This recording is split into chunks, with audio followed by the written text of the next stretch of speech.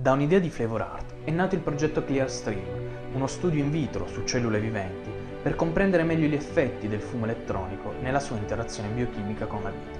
Per saperne di più ho intervistato il dottor Massimiliano Mancini, presidente di Flavor Art, il professor Anthony Miloz, tossicologo di fama internazionale, la dottoressa Elena Bocchietto, responsabile ABIC, e il dottor Giorgio Romagna, revisore del progetto Clearstream. Ma iniziamo con ordine. Dottor Mancini, com'è nato il progetto Clearstream? Ci siamo trovati negli ultimi 2 anni a riscontrare con una certa frequenza che i nostri aromi venivano e vengono acquistati e utilizzati in una tipologia nuova di applicazione che è stata definita di SVAP, ovvero di utilizzo in sigarette elettroniche.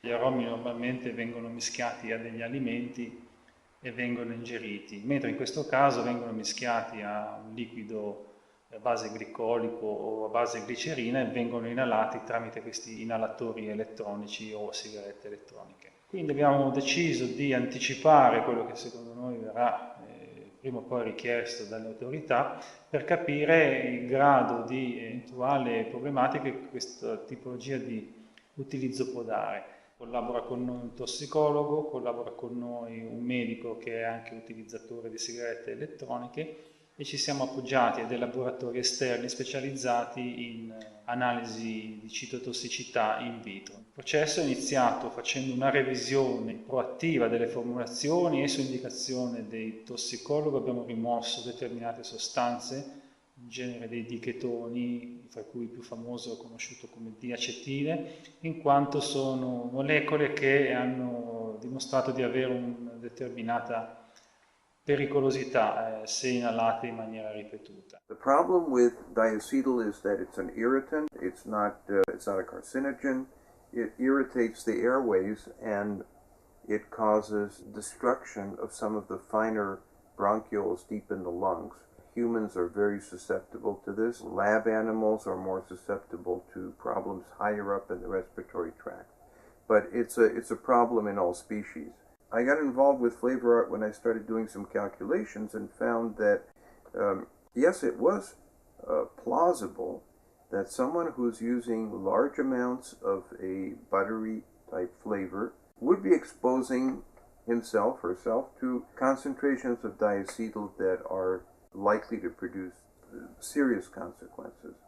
Flavor Art, as the leading flavor provider, you might say, to the vape community, was responsive to this issue and started labeling compounds that cannot be produced in a satisfactory manner without using either diacetyl or one of the other compounds which are, for all practical purposes, equivalent.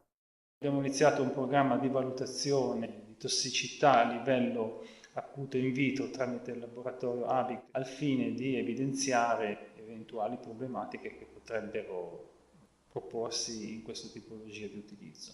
Il test in vitro è un test che viene eseguito su colture cellulari di cellule o tessuti di origine di mammifero per valutare la tossicità in genere o anche la funzionalità di ingredienti oppure prodotti finiti che sono destinati ad essere utilizzati poi nell'uomo. È una procedura alternativa ai test sugli animali che come sapete la Comunità Europea sta mettendo al bando soprattutto per prodotti destinati non ad uso farmacologico ma ad uso cosmetico o topico, quindi si sta studiando per mettere a punto delle procedure alternative ai test negli animali che diano delle buone predizioni di tossicità nell'uomo. Abbiamo seguito in linea di massima una norma che è una norma UNI, la 10993 per i dispositivi medici, che consiglia un elenco di cellule standardizzate, tra cui appunto le 3T3.